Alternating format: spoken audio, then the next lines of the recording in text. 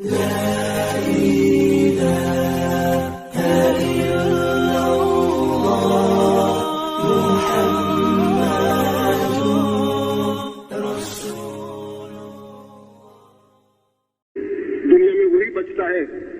पांव की नसें मजबूत हो।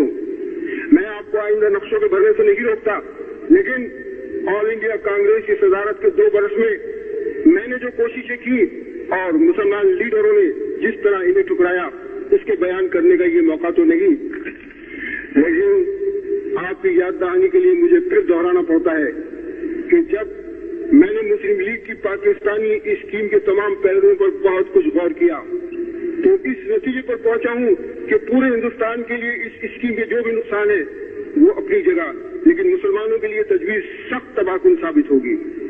इससे इनकी कोई मुश्किल हल होने के बजाय मजीद मुश्किलातें पैदा हो जाएंगी। अव्वल पाकिस्तान का लफ्ज़ मेरे नजदीक इस्लामी तस्वुरात के खिलाफ है। पैगम्बर इस्लाम सल्लल्लाहु अलैहि वसल्लम का इरशाद है कि अल्लाह ताला ने तमाम रोज़ जमीन को मेरे लिए मस्जिद बना दी। इस रोज़ जमीन को पाक और नापाक के दरमियान तकसीम करना ही इस्लामी तालीमात के मुनाफी है। दूसरी है कि ये पाकिस्तान की स्कीम एक तरह से मुसलमानों के लिए शिकस्त की अलामत है। हिंदुस्तान में मुसलमानों की तादाद 10 करोड़ के अंदर है और वो अपनी जबरदस्त तादाद के साथ ऐसी मजहबी और माशरती सिफात के हामिल है कि हिंदुस्तान की कौमी व वतनी जिंदगी में पॉलिसी और नज्म व नस्क के तमाम मामलात पर फैसला कुन असर डालने की ताकत रखते हैं। पाकिस्तान की स्कीम के जरिए इनकी ये सारी कुव्वत और सलाहियत तकसीम और ज़ाया हो जाएगी और मेरे नजदीक ये बदतरीन बुज़दिली का निशान है कि मैं अपनी मीरास पिदरी से 10 बाजार हो गए छोटे से टुकड़े पर कनाअत कर लूं। मैं इस मसले के दूसरे तमाम पहलुओं को नजरअंदाज करके तन्हा मुस्लिम मफाद के नुक्ते निगाह से भी गौर करने के लिए तैयार हूं कि अगर पाकिस्तान की स्कीम को किसी तौर पर भी मुसलमानों के लिए मुफीद साबित कर दिया जाए तो मैं इसे कबूल कर लूंगा और दूसरों से इसे मनवाने पर अपना पूरा जोर सौंप कर डालूंगा। मगर हकीकत यह है कि इस स्कीम से मुसलमानों की जमात और मिली मफाद को जरा भी फायदा न होगा और न उनका कोई अंदेशा दूर हो सकेगा। हाँ, जो तजवीज और फार्मूला मैंने तैयार किया था, जिसे काबीना मिशन और कांग्रेस दोनों से ही मंजूर कराने में कामयाब हो गया था और जिसकी रूह से तमाम सूबे मुकम्मल तौर पर खुद मुख्तार करार दे दिए गए थे, इसमें पाकिस्तानी स्कीम की वो तमाम खूबियां मौजूद है जो उन नकाइस से पाक है जो उनकी स्कीम में पाए जाते हैं। अब आप जरा जज्बात से बालातर होकर इसके मुमकिन नताइज पर गौर करें कि हिंदू अक्सरियत के इलाकों में करोड़ों की तादाद में ये मुसलमान मगर बहुत छोटी छोटी अक़लियतों की सूरत में पूरे मुल्क में बिखर कर रह गए और आज के मुकाबले में आने वाले कल में वो और ज्यादा कमजोर हो जाएंगे। जहां इनके घर बार और बूदो बाश 1000 साल से चली आ रही है और जहां उन्होंने इस्लामी तहजीब व तमद्दुन के मशहूर और बड़े बड़े मराकज़ तामीर किए, हिंदू अक्सरियत के इलाकों में बसने वाले ये मुसलमान एक दिन अचानक सुबह खुलते अपने आप को अपने घर और वतन में परदेशी और अजनबी पाए गए, सनती तालीमी और माशी लिहाज से पसमानदा हो गए और एक ऐसी हुकूमत के रहम करम पर हो गए जो खालिस हिंदू राज बन गई। पाकिस्तान में ख्वाह मुसलमानों की मुकम्मल अक्सरियत की हुकूमत ही क्यों न कायम हो जाए, इससे हिंदुस्तान में रहने वाले मुसलमानों का मसला हरगिज हल नहीं हो सकेगा।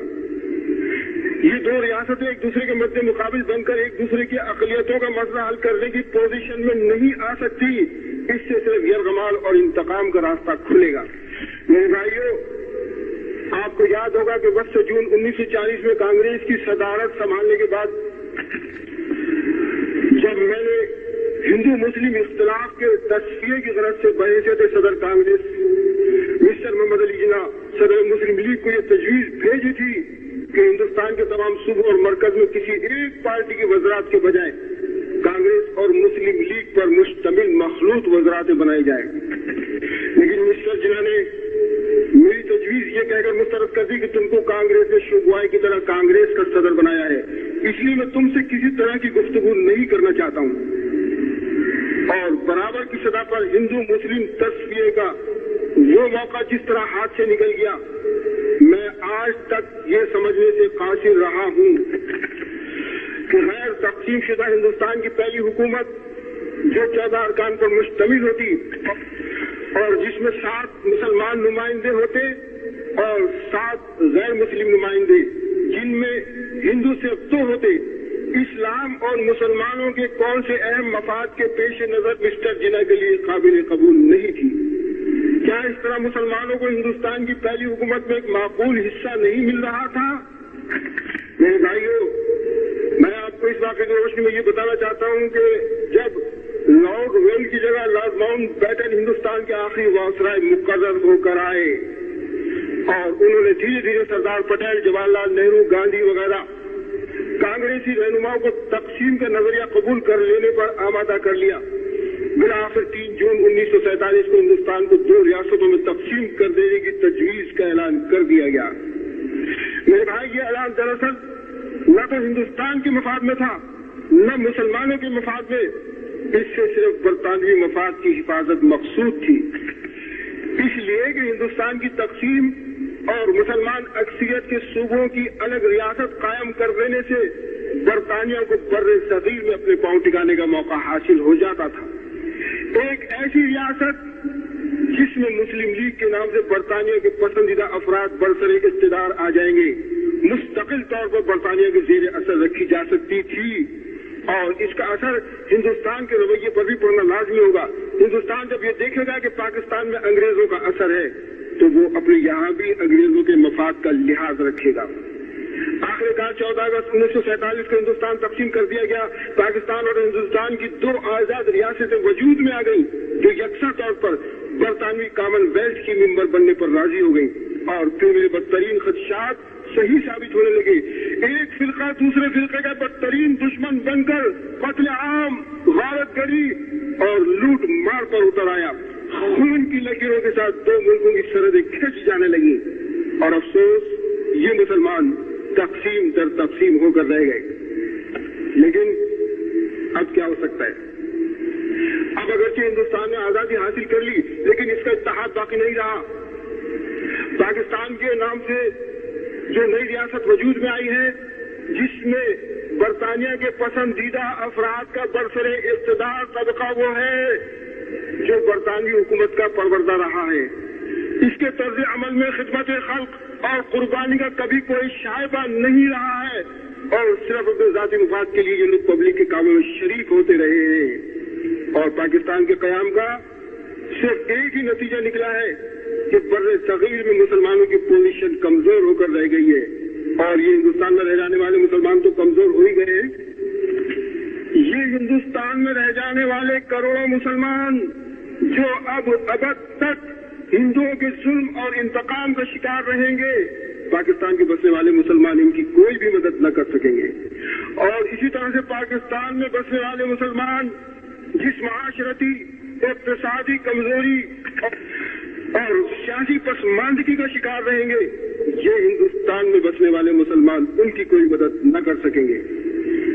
क्या ये बात गौर करने की नहीं कि जब तकसीम की बुनियादी हिंदुओं और मुसलमानों के दरमियान अदावत पर रखी गई थी तो पाकिस्तान के कयाम से ये मुनाफरत एक आईनी शक्ल इख्तियार कर गई है और इसका हल अब और ज्यादा मुश्किल हो गया है। और इसी तरह ये दोनों मुल्क खौफ और राज के तहत अपने अपने फौजी अखराजात बढ़ाते रहने पर मजबूर रहेंगे और माशी तरक्की से महरूम होते चले जाएंगे। लेकिन आज अगर मैं मुलामत करूं तो किसको करूं, कैसे करूं और क्यों कर करूं? अपने भाइयों को, अपने अजीजों को किस दीवार से सर टकराऊं? आप जानते हैं कि मुझे कौन सी चीज यहाँ ले आएंगे। मेरे लिए ये शाहजहां की मस्जिद, इस यादगार मस्जिद में ये पहला इज्तिमा नहीं है। मैंने इस जमाने में जिस पर जैनुलहार की बहुत सी गर्दिशें बीत चुकी तो मैं यहीं से खिताब किया था। जब तुम्हारे जिस्मों पर इत्मीनान की बजाय इत्मीनान था और तुम्हारे दिलों में शक के बजाय एतमाद था, और आज तुम्हारे चेहरे पर इज़्तिराब और दिलों की वीरानी देखता हूं तो मुझे बेइख्तियार पिछले चंद बरसों की भूली बिसरी कहानियां याद आ जाती हैं। तुम्हें याद है मैंने तुम्हें पुकारा, तुमने मेरी जुबान काट डाली। मैंने कलम उठाया,